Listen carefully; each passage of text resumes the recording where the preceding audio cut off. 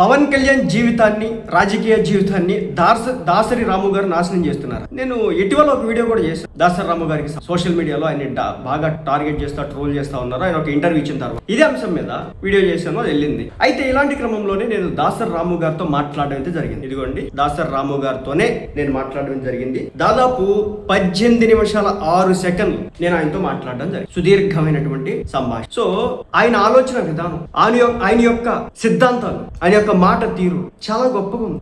పవన్ కళ్యాణ్ గారిని ఆయన ఎక్కడ చూస్తున్నాడో ఆయన మాటలు బట్టి నాకు అర్థమైంది. ఆయన ఏ చైర్లో కూర్చోవాలని చెప్పేసి చూస్తున్నాడో దాసరి రాము గారి మాటలు నాకు అర్థం. అలాంటి వ్యక్తుల్లో మనం ట్రోల్ చేస్తాం. ఆయన కొన్ని కామెంట్లు పాస్ చేయడం అనుకున్నటువంటి ఉద్దేశాన్ని వ్యక్తం చేసినప్పుడు ఇవి వీళ్ళందరికీ తెలియదు కదా, వీళ్ళందరూ వీటిని వినరు కదా అని చెప్పేసి ఆయన బాధ ఒక్కటే. ఆయనకి పదవి ఇవ్వలేదనో, ఆయన పిలిపించుకొని మాట్లాడలేదనో, ఆయన్ని అందలం ఎక్కించలేదనో, ఇంకేదో చేయలేదని చెప్పేసి ఆయనలో నాకు అదేం కనిపించలేదు. ఆయన మాటల్లో ఆయన మాట్లాడితే దళితులు అంటున్నాడు, మైనారిటీ వర్గాలు అంటున్నాడు, కాపు సామాజిక వర్గాలు, అట్టడుగు వర్గాలు అంటున్నాడు. ఆయనేమి కాపు సామాజిక వర్గం ఉన్నటువంటి అప్పర్ లేయర్ గురించి కూడా ఎక్కడెక్కడ మాట్లాడు. నిమ్న వర్గాలు, చిన్న స్థాయి కుటుంబాలు, వ్యక్తుల గురించి, వాళ్ళు పడుతున్నటువంటి వ్యాధులు, బాధలు, పార్టీలో కొంత క్యాడర్ పడుతున్నటువంటి ఇబ్బందులు, ఆయన దృష్టికి వచ్చినటువంటి కొన్ని అంశాలకి సంబంధించి ఆయన మాట్లాడినప్పుడు నిజంగా అరే ఇలాంటి వాళ్ళని దూరం పెట్టుకుంటున్నారు పవన్ కళ్యాణ్ గారు, ఎక్కడో ఏదో తప్పు జరుగుతుందేమో అనిపి. పవన్ కళ్యాణ్ గారిని ఒక మాట, ఆయన దుర్భాషలే మాట. 2024 ఎలక్షన్స్ లో పవన్ కళ్యాణ్ గారిని టార్గెట్ చేస్తా ఉంటే, కొన్ని టికెట్లు తీసుకున్నాడని చెప్పేసి ఆయన్ని క్రిటిసైజ్ చేస్తూ ఉంటే గళం వినిపించి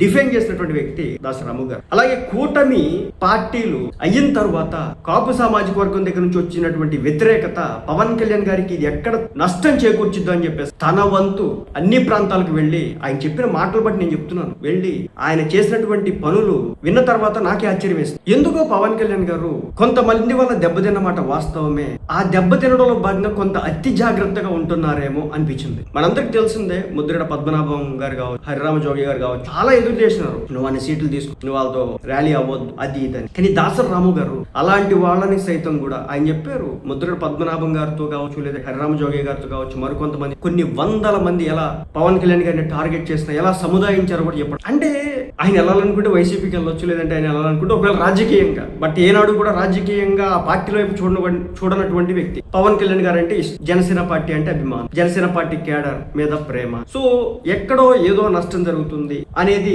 ఈ గత 2 సంవత్సరాల్లో ఆయన చూసినటువంటి విషయాలకు సంబంధించి ఆయన వ్యక్తపరిచినట్లుగా తెలియజేస్తారు. అంతే తప్ప చాలా మంది ఆయనకు దురుద్దేశాలు అంటగడతా ఉన్నారు, ఆయన టార్గెట్ చేస్తూ ఉన్నారు. ఎందుకంటే ఎప్పుడైనా సరే ఒక వ్యక్తితో మనం మాట్లాడినప్పుడు మాత్రమే ఆ వ్యక్తి యొక్క ఆలోచన తీరు మనం అర్థం చేసుకోగలుగుతాం. చెప్పే కదా, 18 నిమిషాలు ఆయనతో మాట్లాడినప్పుడు ఆయనకున్నటువంటి విశాల దృక్పథం చూసిన తర్వాత ఆయన ఎక్కడో మనం తక్కువ అంచనా, అంటే తక్కువగా చూస్తున్నామేమో, అంటే తక్కువగా ఆలోచన చేసి ఆయన్ని టార్గెట్ చేస్తున్నామేమో అనిపి. ఒక్క పదం పవన్ కళ్యాణ్ గారిని మాట, జనసేన పార్టీ గురించి నెగిటివ్, కార్యకర్తలు పడుతున్న ఇబ్బంది. ఇటీవల మచిలీపట్నంలో జరిగినటువంటి ఒక సంఘటనకి సంబంధించి కూడా ఆయన రియాక్ట్, ఎక్కడో ఇబ్బంది పడుతున్నారు, దీన్ని కొంచెం జాగ్రత్తగా చూసుకోవాలి, లేకపోతే నష్టం వస్తుంది. కమ్యూనిటీలో అట్టడుగు లేయర్ వాళ్ళు కూడా కొన్ని ఇబ్బందులు కొన్ని చోట్ల ఎదుర్కొంటున్నారు, దీని విషయంలో కూడా చూడాలి. అలాగే కొన్ని ప్రాంతాల్లో దళితుల మీద జరుగుతున్నటువంటి దాడుల విషయంలో కూడా అది ఆయన దాకా చేరట్లేదు, పవన్ కళ్యాణ్ గారి దాకా అవి వెళ్ళట్లేదు అనేది దీని యొక్క వాటిని ఆపేస్తా ఉన్నారు కొంతమంది. అలా ఆపడం కారణంగా కనెక్షన్ మిస్ అవుతుందేమో, జగన్మోహన్ రెడ్డి గారికి ప్రజలకు ఏ విధంగా కనెక్షన్ మిస్ అయిందో అదే మాత్రం అవుతుందేమో అనేది ఆయన ఎక్స్ప్రెస్ చేసినటువంటి తీరు. ఆయన కొంచెం గట్టిగా మాట్లాడారు కాబట్టి, లేదంటే కొంచెం తన యొక్క వాయిస్ ని గళాన్ని గట్టిగా వినిపించినారు కాబట్టి అది రాంగ్ వేలో ప్రొజెక్షన్ ఇస్తా ఉన్నారు. కానీ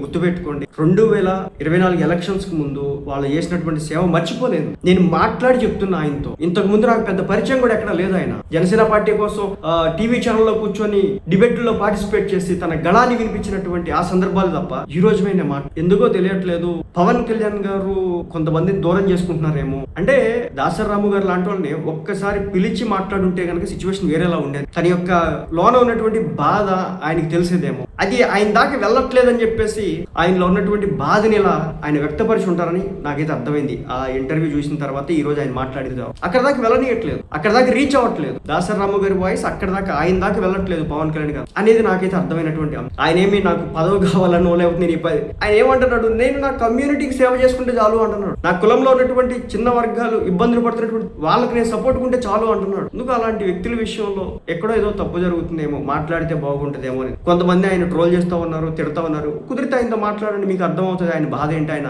వ్యక్తపరిచేటువంటి తీరేంటారు. కానీ ఆయన జగన్ కోవట్ అంటున్నారట.